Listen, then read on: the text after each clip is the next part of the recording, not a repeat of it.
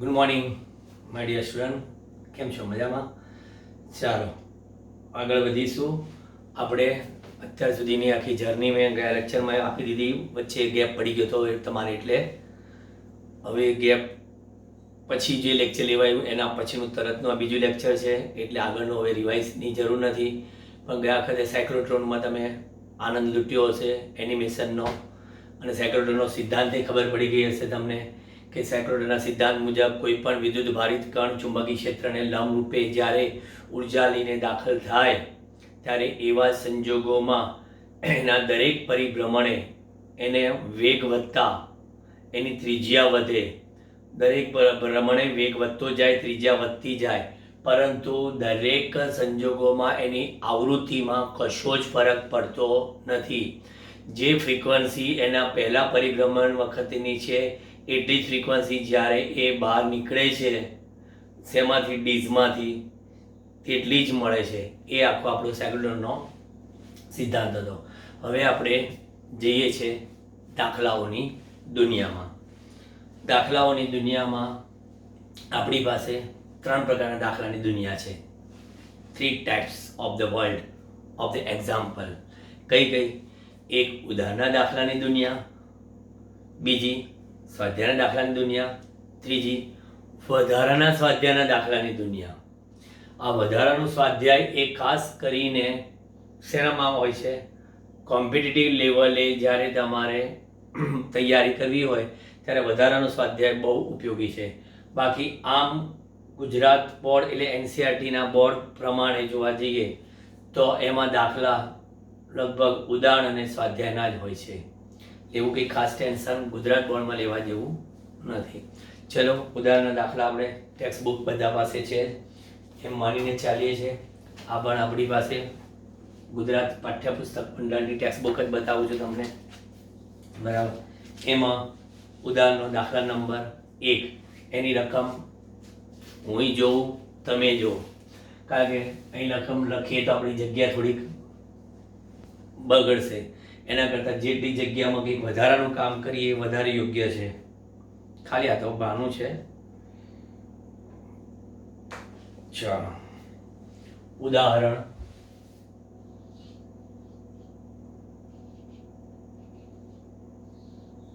4.1 શું કહે છે? ઉદાહરણ 4.1, 200 ગ્રામ દળનો અને 1.5 મીટર લંબાઈનો એક સીધો તાર.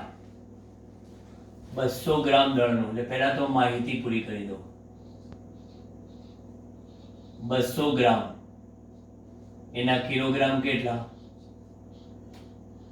0.2 કિલોગ્રામ દળનો અને 1.5 મીટર લંબાઈનો. ચલો એ તો એમ કેસમાં છે.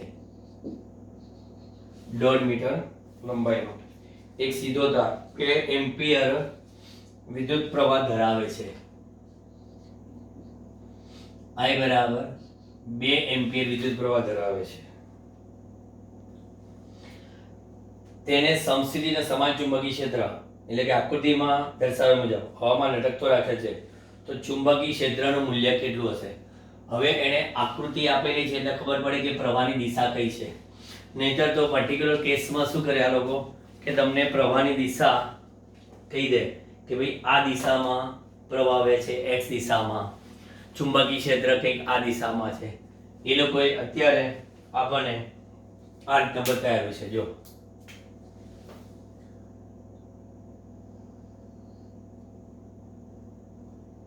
આ તાર જેની લંબાઈ L અને પ્રવાહ એ લોકોએ આ બાજુ બતાવેલો છે. આકૃતિમાં દર્શાવ્યા મુજબ કીધું છે ને, પ્રવાહ એ બાજુ છે અને ચુંબકીય ક્ષેત્ર આમ છે.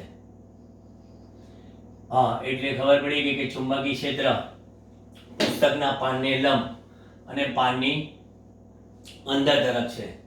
એટલે આપણે આમ વિચારી શકીએ આપણી આકૃતિ મુજબ. અને આ તાર હવામાં લટકતો રાખવાનો છે. હવે લટકતો રાખવાનો હોય તો ગુરુત્વાકર્ષી ક્ષેત્રની અસર હેઠળ એની પર અધો દિશામાં વજન બળ લાગશે અને ચુંબકીય બળ એ ઉર્ધ્વ દિશામાં લાગતું હોવું જોઈએ અને એ લટકતો રહે તે માટે બંને બળના મૂલ્ય સમાન અને પરસ્પર વિરુદ્ધ દિશાના હોવા જોઈએ. આકૃતિ આપણે જોઈએ એટલે ખ્યાલ આવી જશે.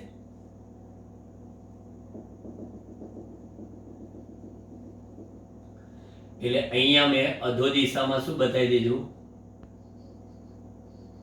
વજન બળ. અને આ દિશામાં L લંબાઈનો I પ્રવાહ ધારિત તાર એટલે કે IL ખંડ બતાવી દીધો, પ્રવાહ ખંડ. પછી ચુંબકીય ક્ષેત્ર આ દિશામાં બતાવ્યું મેં, એટલે કે પુસ્તકના પાંડેલમ અને અંદર તરફ. બરાબર, 3D આકૃતિ ચોકડી બતાવવા કરતા આ રીતે બતાવ્યું. તો B આમ, IL આમ. તો IL અને B થી બનતા સમતલને લંબરૂપે જમણા હાથનો સ્ક્રૂ મૂકી દઈએ અને IL થી B તરફ ફેરવીએ તો સ્ક્રૂ ક્યાં જશે? ઉર્ધ્વ દિશામાં. એટલે એ બળ આવશે કોની? તો કે IL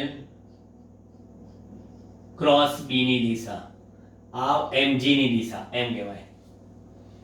બરાબર, કારણ કે આ કમ્પ્લીટ તાર છે એ L લંબાઈનો અને એમાંથી આ મેં પ્રવાહ બતાવેલો છે I. આ જે ઉપરની આકૃતિ દોરી હતી, બરાબર, આ પાઠ્યપુસ્તકની રકમની મેં આ દોરી આકૃતિ તમને સમજવા માટે. બરાબર, અથવા તમે જમણા હાથના નિયમ મુજબ પણ બતાવી શકો કે અંગૂઠો ક્યાં બતાવો? અંગૂઠો પ્રવાહની દિશામાં, આંગળીઓ ક્યાં બતાવો? ચુંબકીય ક્ષેત્ર દિશામાં. તો હથેળીમાંથી બહાર આવતો લંબ એ શું આપે? ચુંબકીય બળ આપે. એટલે એ પણ ક્યાં આવશે? ઉર્ધ્વ દિશામાં. બરાબર, તારને હવામાં લટકતો રાખવા માટે વજન બળનું મૂલ્ય બરાબર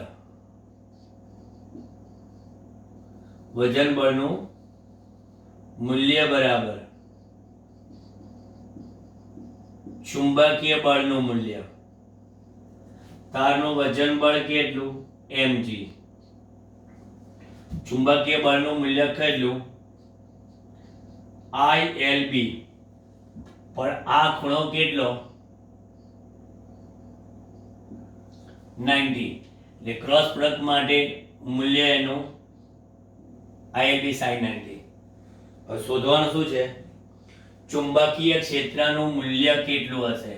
એટલે કેટલું ચુંબકીય ક્ષેત્ર રાખશો કે જેથી હવામાં લટકતો રહે. તો અહીંયા આગળ B બરાબર mg ભાગ્યા શું લખાય? IL. ગુરુત્વ પ્રવેગની કિંમત એ લોકોએ કેટલી કીધી છે કે આપણે લેવાની છે થોડી જાતે? નથી કહેતા તો પછી સમજી લઈએ છે કે 9.8 મીટર પ્રતિ સેકન્ડ સ્ક્વેર. ચાલો હવે અહીંયા B બરાબર m એટલે 0.2 ગુણ્યા 9.8 પ્રવાહ I 2 એમ્પિયર અને લંબાઈ 1.5. એટલે તમારે B નો જવાબ કેટલો આવે છે? 0.65 ટેસ્લા. તમે કેલ્ક્યુલેટરથી ગણતરી કરશો તોય આ જવાબ મળી જશે. બરાબર, 0.65 ટેસ્લા.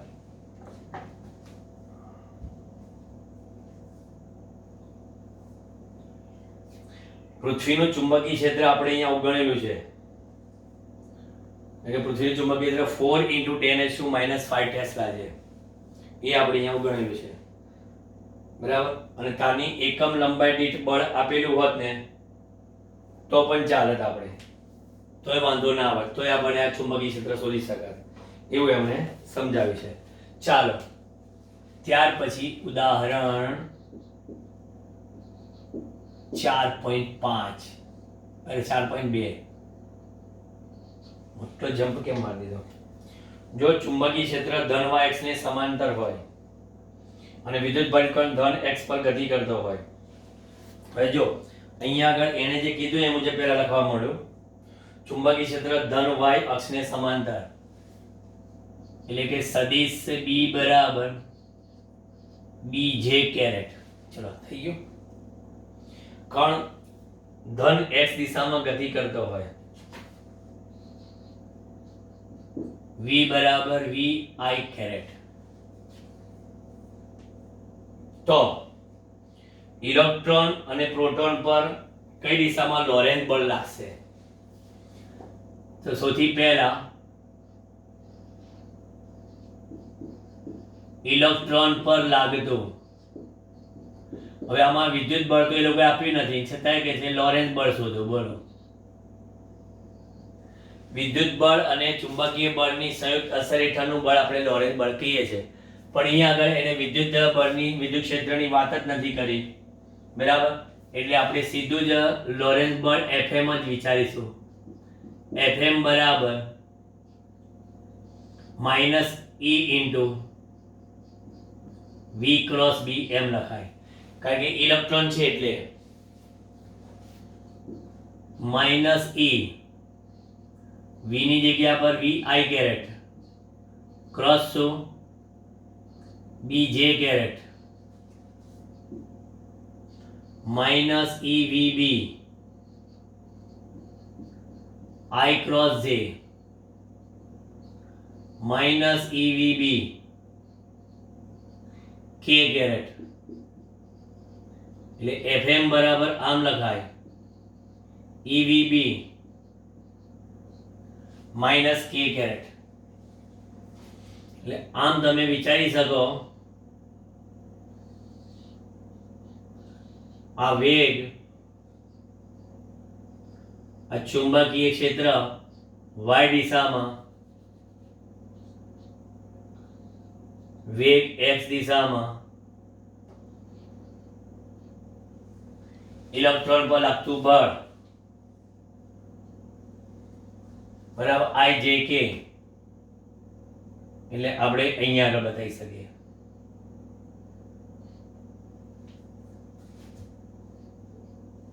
આ આવી ગયું Fm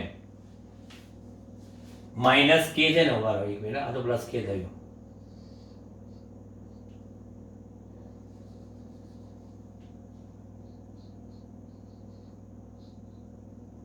એટલે આમ બતાવીએ.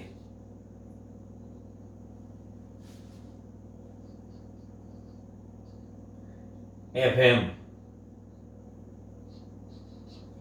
માઇનસ z દિશામાં, x y અને z, ઋણ z દિશામાં. પછી આ એક થયું. હવે બીજું બતાવો. શેની પર લાગતું બળ?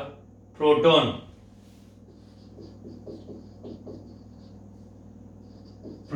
પર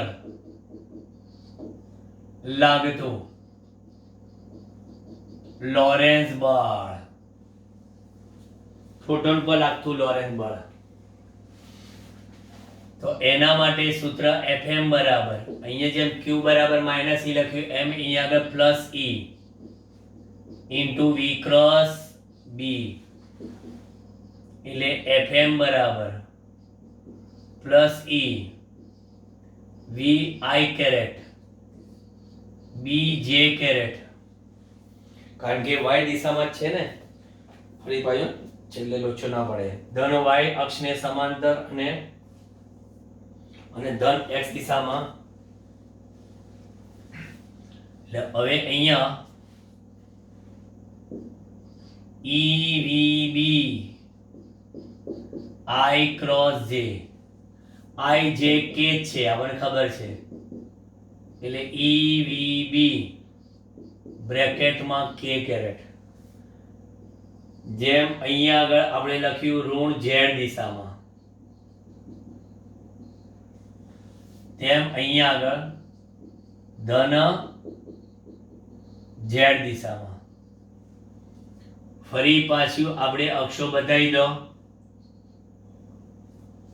આ ઇલેક્ટ્રોન હતો.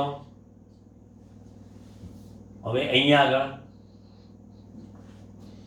પ્રોટોન, ધન ઝેડ દિશામાં Fm,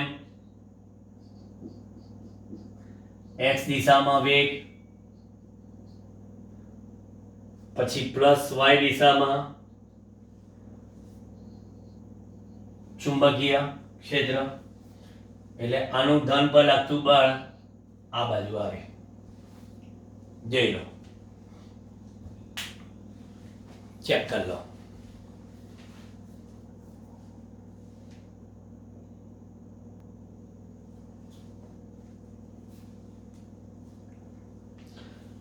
હંમેશા IJK ઉપર બહુ ધ્યાન આપજો. IJK, JK, I, બરાબર. એ વારંવાર કહું છું કે IJ પછી K આવે, JK પછી I આવે, અને KI પછી J આવે. એ ડિરેક્શન ખાસ. અને ઇલેક્ટ્રોન હોય તો એ નેગેટિવ અને પ્રોટોન હોય તો એ પોઝિટિવ. બરાબર, એ ખાસ જોઈ રહેવાનું. એટલે આ તો એકચ્યુઅલી ચુંબકીય બળ આપણે શોધ્યું, વિદ્યુત બળને ધ્યાનમાં નથી લીધું આમાં. અને વિદ્યુત બળ એટલે ધ્યાનમાં લીધું કે વિદ્યુત ક્ષેત્ર અહીંયા આપેલું નથી. આ દાખલામાં પણ બરાબર સમજજો, એમાં પણ ડિરેક્શન ઉપર બહુ જ ભાર છે.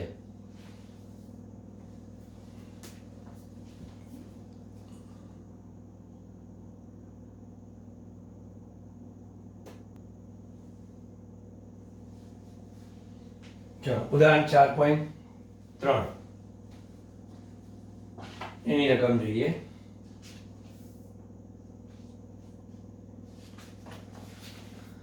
માહિતીને ધ્યાન આપો. આપણે 6 × 10⁻⁴ ટેસ્લા જેટલા ચુંબકીય ક્ષેત્રને લંબરૂપે B બરાબર 6 × 10⁻⁴ ટેસ્લા જેટલા ચુંબકીય લંબરૂપે 3 × 10⁷ મીટર પ્રતિ સેકન્ડની ઝડપે 3 × 10⁷ મીટર પ્રતિ સેકન્ડ. થીટા બરાબર કેટલા? 90 ડિગ્રી લંબરૂપે ગતિ કરતા ઇલેક્ટ્રોન જેનું દ્રવ્યમાન ને વિદ્યુત ભાર આપેલો છે 1.6 × 10⁻⁹ કુલમ, અને એનું દ્રવ્યમાન 9 × 10⁻31 kg. ના માર્ગની ત્રિજ્યા કેટલી હશે? પહેલું, માર્ગની ત્રિજ્યા કેટલી હશે? બીજું,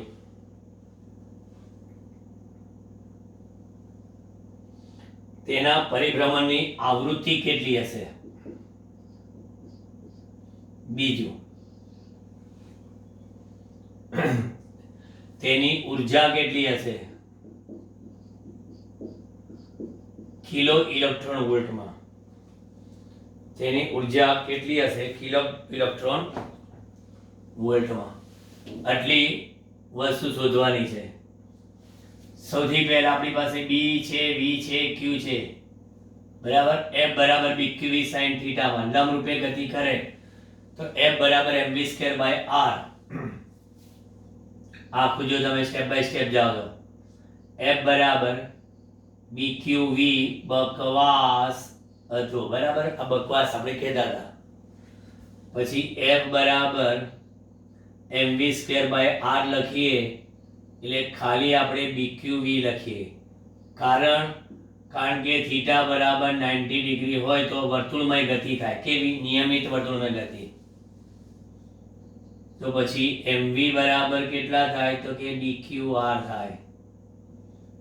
તો આ આપણું પહેલું શોધવાનું છે. r બરાબર શું? mv ભાગ્યા bq. r બરાબર mv ભાગ્યા bq.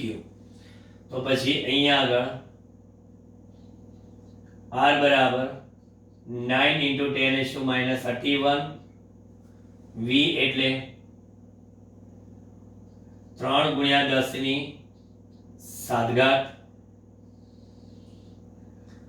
ભાગ્યા બી એટલે 6 ગુણ્યા 10 ની માઇનસ 4 ઘાત અને 1.6 into 10 is to minus 19. એટલે ગણતરી કરો વર્તુળ ભાગની ત્રિજ્યાની. બધા MKS માં છે, A to Z MKS માં. અમે તમે સાદું રૂપ જેટલું આપીએ તો અહીંયા 9 તરીને 27 લખી નાખું. નીચે 16 છંગ 96 9.6 લખી નાખું. પછી -19 -4 19 20 21 22 -23 -23 ઉપર જાય +23 23 ને 7 કેટલા થઈ જાય 30 30 અને ઓછા 31 એટલે 10 ની -1 થઈ જાય. એટલે 10 ની -1 એટલે 2.7 થઈ જાય. 2.7 થઈ જાય એટલે 2.7 ભાગ્યા 2.6 એટલે જવાબ આવે તમારો પોઈન્ટ 2812 મારા ખ્યાલથી. જોઈએ આપણે કેલ્ક્યુલેટરથી ગણતરી કરીએ. મેં તો ચોપડીમાંથી લખી નાખ્યું જવાબ સીધો. 2.7 ભાગ્યા 9.6 .2812 બરાબર છે. ચલો આટલા મીટર બરાબર, આટલા મીટર એને સેન્ટીમીટરમાં લાવવા હોય તો પણ લાવી શકાય, પણ એ બી આગ્રહ રાખ્યો નથી આપણી પાસે કે સેન્ટીમીટરમાં લાવો બરાબર. બાકી 28.12 સેન્ટીમીટર પણ લખાય. એટલે આ તમારો જવાબ આવ્યો કણના વર્તુળ માર્ગની ત્રિજ્યાનો. પછી આવૃત્તિનો જવાબ છે. આવૃત્તિના જવાબમાં તમને ખબર છે કે mv બરાબર bqr હોય, m into v બરાબર r ઓમેગા હોય.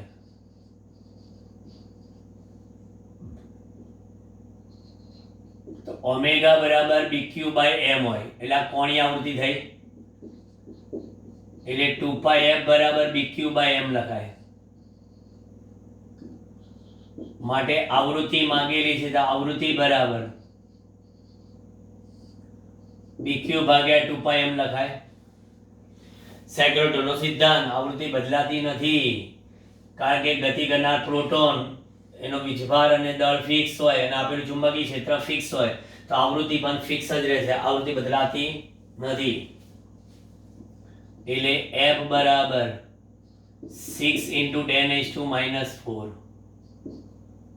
1.6 into 10⁻⁻⁹ 2 ગુણ્યા 3.14 ગુણ્યા 9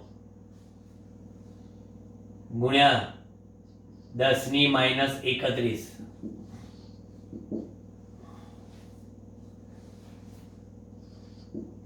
9.6 ભાગ્યા અને નીચે લખીએ 6.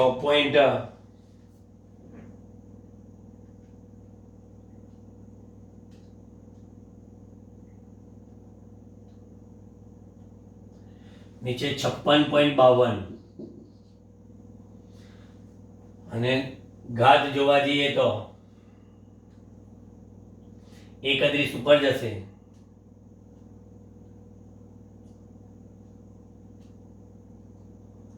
એટલે 10 ની 8 ઘાત થઈ જશે. એટલે ફ્રીક્વન્સી આપણે લઈએ તો ફ્રીક્વન્સી 9.6 ભાગ્યા 56.52 0.1698 into 10⁸ હર્ટ્ઝ લખાય. પણ આપણે 1 દશાંશ ચિહ્ન કાપી એટલે 1.698 ગુણ્યા 10⁷ હર્ટ્ઝ. અને હજી આગળ જઈએ f બરાબર 16.98 બરાબર into 10⁶ હર્ટ્ઝ. એટલે એપ્રોક્સી જોવા જઈએ તો 17 મેગાહર્ટ્ઝ. તમારા બધા જવાબ સાચા કહેવાય. બરાબર, બધા જવાબ સાચા કહેવાય. આઈ સાચો કહેવાય, આઈ સાચો કહેવાય, આઈ સાચો કહેવાય. બરાબર. આપણે આવૃત્તિને કે ગીગાહર્ટ્ઝ ને મેગાહર્ટ્ઝમાં લખીએ તો આવૃત્તિને થોડું સારું લાગે છે, બીજું તો કાંઈ નહીં. અને ત્રીજી વાત કીધી છે ઉર્જા. ઉર્જા E બરાબર 1/2 mv² થાય. આપણી પાસે m અને v બંને છે. 1/2 × 9 × 10⁻31 × v².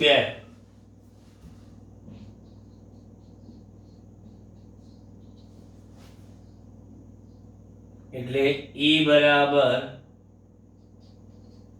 1/2 × 9 × 10⁻31 × 9 × 10⁻14 લખી શકાય. અને 9 9 81, બરાબર. અને એના ભાગ્યા 2. એટલે આપણે અહીંયા લખીશું 40.5 ગુણ્યા 10 ની કેટલી ઘાત? 10 ની -17 ઘાત. આ જૂલમાં જવાબ આવ્યો. હવે ઈવી માં લાવવા માટે 40.5 ગુણ્યા 10 ની -17 ભાગ્યા 1.6 × 10⁻19 વડે ભાગવા પડે. ઈવી માં લાવવા માટે. ઈવી ને જૂલમાં લાવવા હોય તો ગુણવા પડે, પણ જૂલને ઈવી માં લાવવા તો ભાગવા પડે. પણ આટલા ઈવી થશે. મારે ઈવી માં નથી કીધું, કેઈવી માં કીધું. ઓકે, તો 40.5 ગુણ્યા આ -19 ઉપર જાય એટલે +19, 19 માંથી 17, 10 ની 2. પણ હજી પાછા આપણે શેમાં લાવવામાં છે? કેવી માં. કેવી ને ઈવી માં લાવવા હોય તો 10 ની 3 વડે ગુણીએ, પણ અહીંયા તો 10 ની 3 વડે ભાગીએ તો કેવી થાય. તો E બરાબર 40.5 ભાગ્યા 1.6 25.31. 3 ઉપર જાય એટલે -1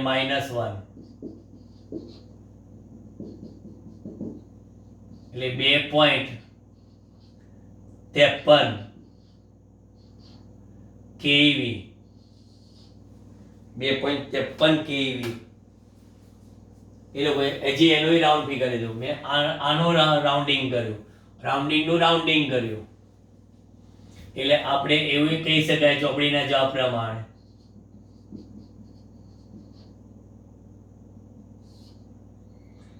બરાબર. આ ટેક્સ્ટબુક ના જવાબ, આ ટેક્સ્ટબુક નો જવાબ. બરાબર, આ ટેક્સ્ટબુક નો જવાબ. લો, આ 4.3 સારો દાખલો છે. 3 માર્ક્સમાં તમને આ પૂછી શકે. નજર મારી લો.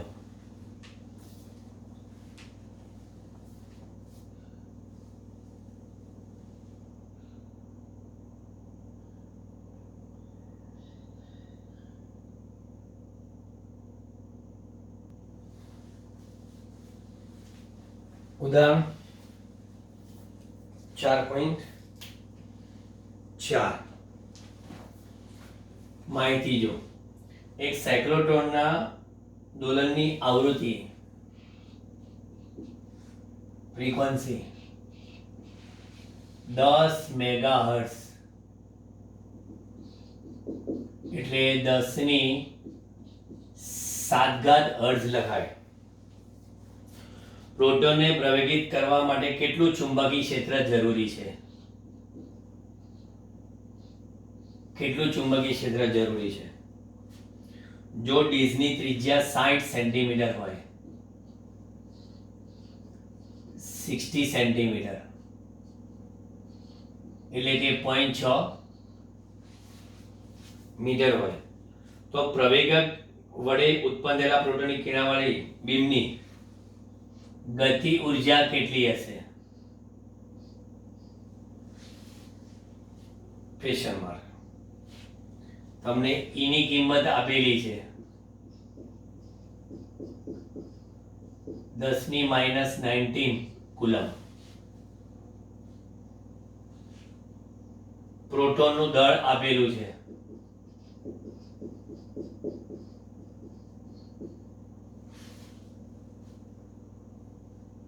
એટલે પ્રોટોનનો વીજભાર આટલો અને દળ એનું આટલું. એટલે આ વીજભારને આપણે ક્યુ કહીએ કે ઈ કહીએ.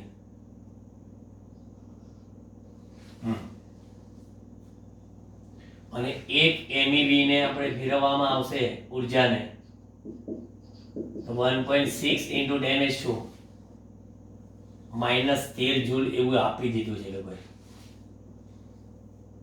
ચાલો, કોઈ બી દાખલાની રકમમાં એકવાર આમ માહિતી લખાઈ જાય ને પછી રકમની સામે જોવાની જરૂર નહીં. સ્ટેપ બાય બધું જતું જાય. સૌથી પહેલા સાયક્લોટ્રોનની કોણીય આવૃત્તિ ઓમેગા બરાબર સૂત્ર શું છે આપણી પાસે? BQ/m બકોમત. હવે બકોમતમાં ઓમેગા બરાબર તો 2πf છે. તો પહેલા આપણે ચુંબકીય ક્ષેત્ર B શોધવાનું છે.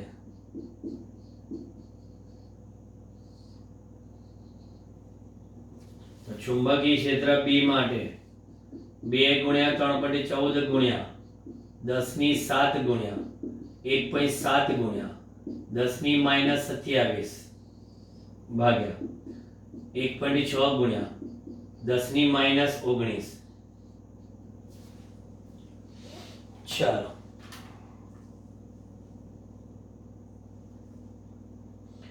બે ગુણ્યા 3.14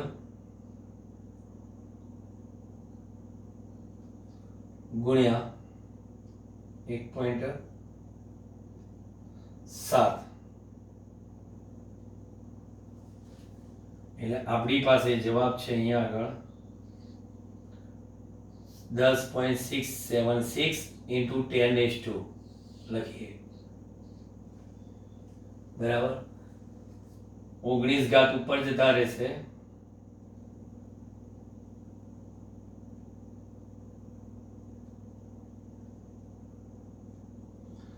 (10⁻1) જ રહ્યા. B બરાબર 10.676 ભાગ્યા 1.6 6.6725. એટલે હજી તમે સાદુરૂપ આપો પોઈન્ટને આ બાજુ લઈ જાઓ 0.667 ટેસ્લા. આટલો જવાબ આવે તમારે ચુંબકીય ક્ષેત્રનો. 0.667 ટેસ્લા. 0.66 લખ્યું છે લોકોએ. એવું લખવું હોય તો 2000 લખવું હોય તો 0.67 લખાય એકચ્યુઅલી. ચાલો, પછી મહત્તમ ગતિ ઉર્જા શોધવાની છે યાર. we have to find out the maximum kinetic energy. और मैक्सिमम काइनेटिक एनर्जी શોધવી છે બરાબર. તો પહેલા ખાલી ગતિ ઉર્જા લખીએ. ગતિ ઉર્જા 1/2 mv². ગતિ ઉર્જા 1/2 m v બરાબર શું લખીએ? r ઓમેગા એટલે r² ઓમેગા². 1/2 m r². ઓમેગા એટલે 2πf એટલે 4π² f² લખાય બરાબર. એટલે આ ગતિ ઉર્જા મારે મેક્સિમમ જોઈતી હોય તો કહે છે કે જો આ કણના વર્તુળ માર્ગની ત્રિજ્યા r બરાબર કેપિટલ R એટલે કે પેલી સાયક્લોટ્રોનની જે ડીઝ હતી એ ડીઝની ત્રિજ્યા જેટલી થાય બરાબર, ત્યારે આ ગતિ ઉર્જા k becomes the k maximum થાય. તો પછી k maximum મારે શોધવી છે તો 1/2 m × r² × 4π² f². એટલે કે મેક્સિમમ બરાબર અહીંયા આગળ 2 પાઈ સ્ક્વેર પહેલા લખ્યા એમ આર સ્ક્વેર એફ સ્ક્વેર. એ શું મારે સીધો ગુણાકાર જ કરવાનો રહે, પણ આ જૂલમાં જવાબ આવશે 2 ગુણ્યા 3.14 નો વર્ગ ગુણ્યા 1.7 into 10⁻⁻27 0.6 નો વર્ગ 0.36 0.6 ગુણ્યા 6 એટલે 0.36 બરાબર. અને એફ સ્ક્વેર એટલે 10 ની 7 નો સ્ક્વેર એટલે 10 ની 14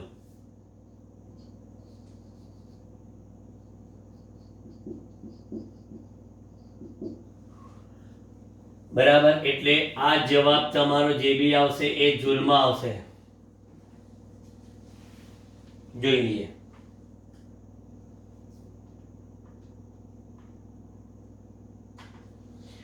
બે ગુણ્યા 3.14 વર્ગ ગુણ્યા 1.7 ગુણ્યા 0.36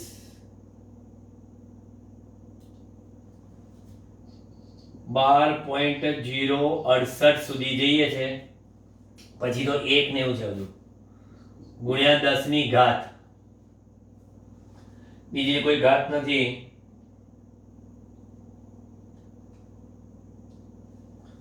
10 ની -13 ઘાત જૂલ.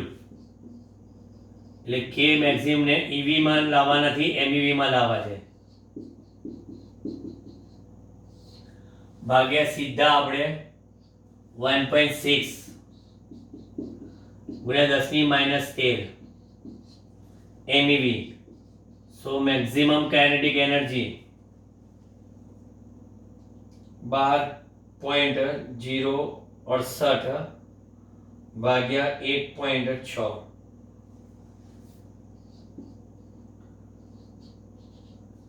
7.5425 એમઈવી.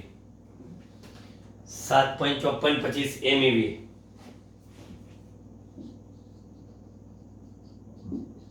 એટલે 7.54 એમઈવી લખીએ ગાય.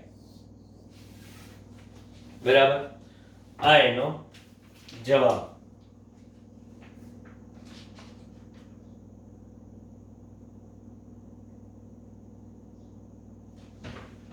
એટલે કોઈ કંઈક 7 લાયા છે રેટ. જોઈ લો આ દાખલો.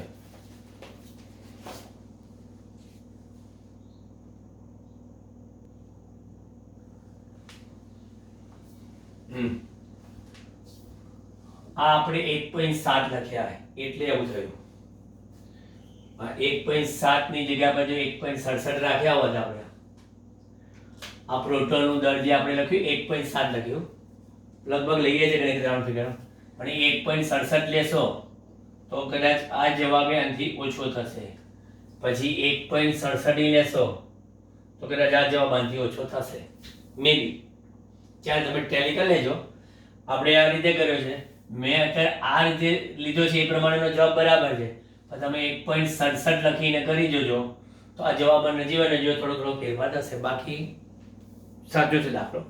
કારણ કે ઘણી જગ્યાએ લોકો 1.7 હતી, મેં પછી રકમમાં જોયું નહીં કે 1.67 લેવું કે 1. બાકી 1.67 જ છે, પણ ઘણી જગ્યાએ રાઉન્ડિંગ લઈએ છે. એમ તો જો ઇલેક્ટ્રોનનું દ્રવ્યમાન 9.1 છે, એ લોકોએ 9 લીધું જ ને. ચાલે.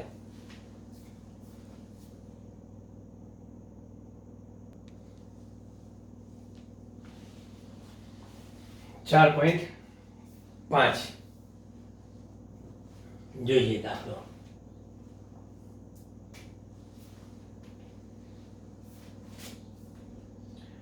સૂક્ષ્મખંડ આપણને આપેલો છે x દિશામાં રાખી.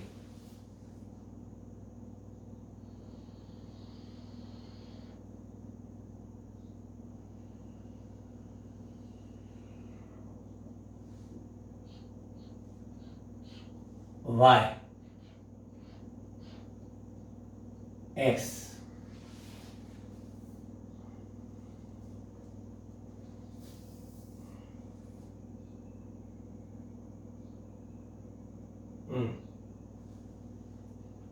મોટો પ્રવાહ એમાંથી પસાર થાય છે, એટલે આપણે આને આમ બતાવી શકીએ.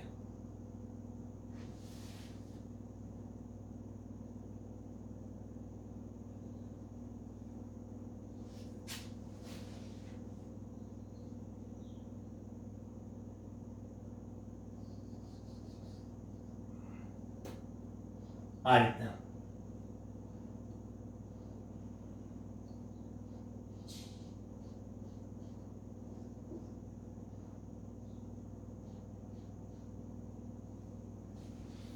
આવો સૂક્ષ્મ ખંડ બસ આકૃતિ આપણે બનાવીએ.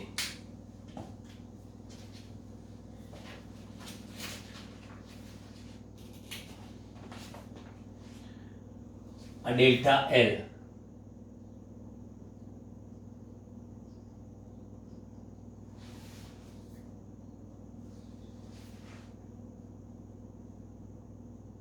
એટલે આ દિશામાં આપણને જે બતાવેલું છે આ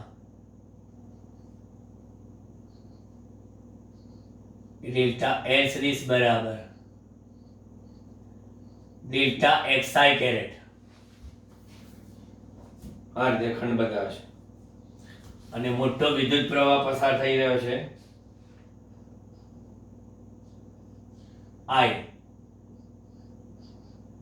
10 એમ્પિયર નો, અને ડેલ્ટા એક્સ બરાબર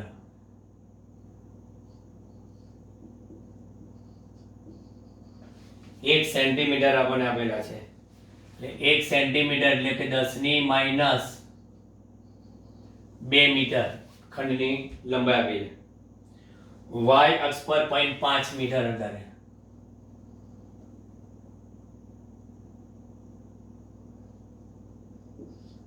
y બરાબર 0.5 મીટર અંતરે આ ખંડને લીધે મળતું ચુંબકીય ક્ષેત્ર કઈ તરફ આવશે? તો તમે જો જોવા જાઓ તો અહીંયા આગળ જે ચુંબકીય ક્ષેત્ર મળશે એ ચોકડી હશે, ચોકડીની સોરી ટપકું હશે.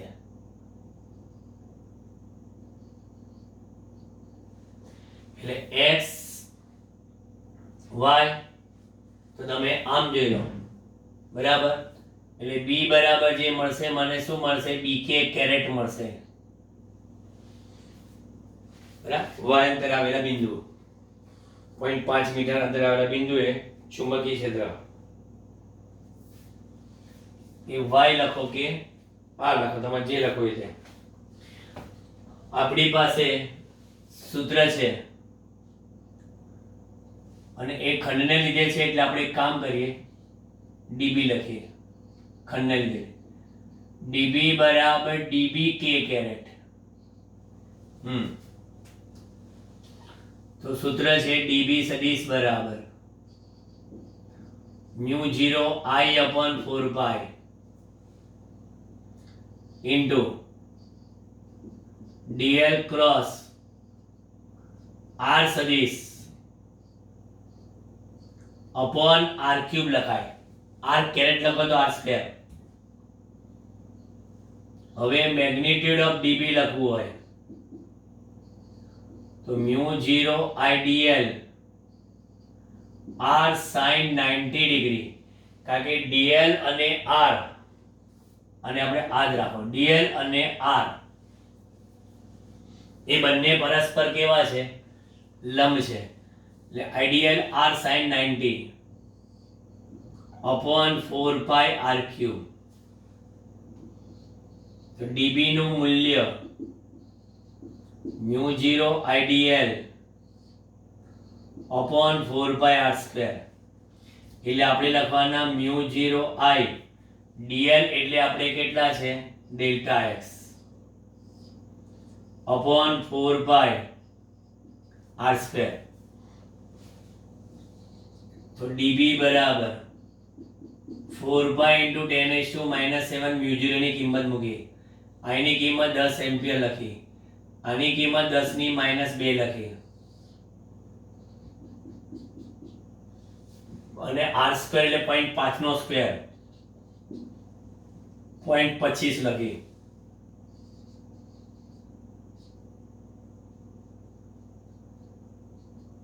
ડીબી કેટલા મળશે?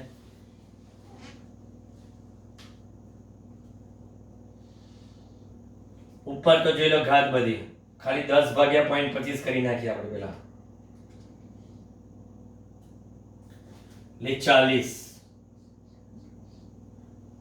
ગુણ્યા -7 -2 -9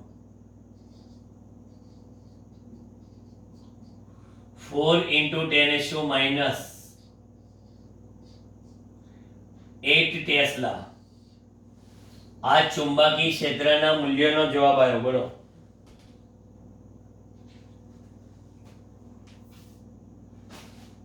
-8 બરાબર. હવે આ તો બહુ ઓછું આવે ચુંબકીય ક્ષેત્ર, બરાબર. પૃથ્વી કરતા ચુંબકીય ક્ષેત્ર ઘણું જ ઓછું. હવે દિશા જાણવી હોય, ડીબી ની દિશા કઈ? તો કે ડીબી ની દિશા એ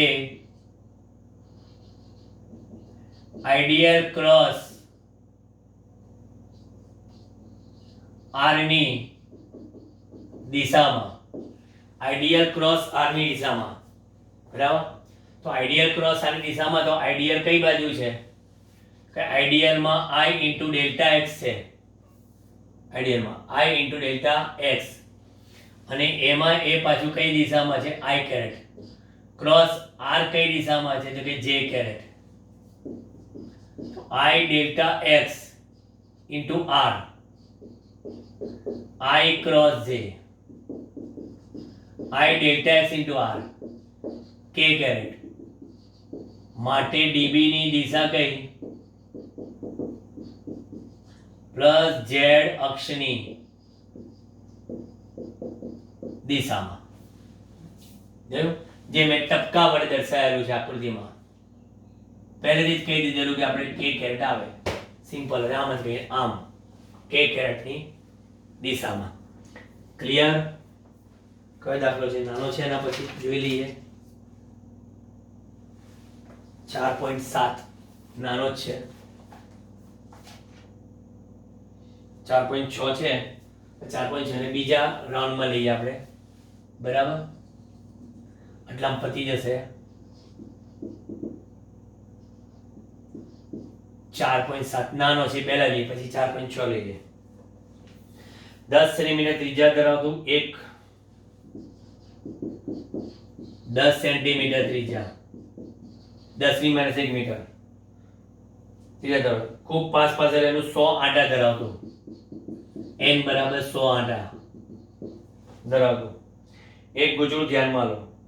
1 એમ્પિયરનો પ્રવાહ પસાર થાય છે, 1 એમ્પિયર.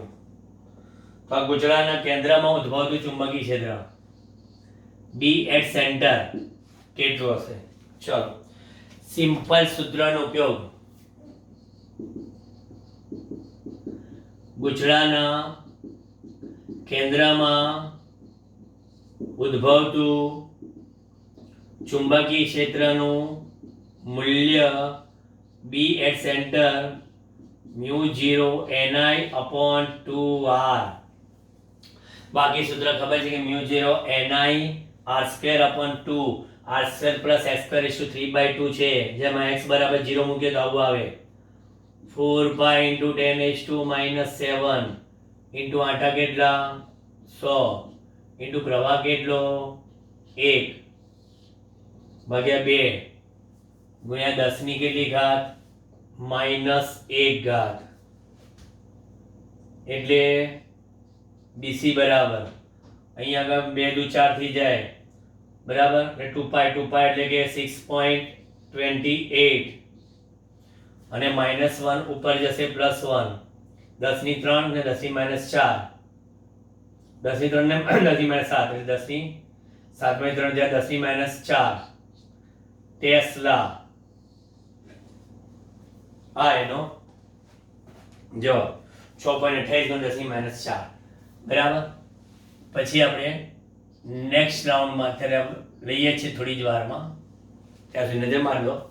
બીજા બોર્ડમાં 4.7 પછી આપણે લઈએ 4.6 લઈએ, બરાબર. જગ્યાના ભાવે કે 4.6 માં તો ઘણું બધું સમજાવવાનું. સરસ સરસ.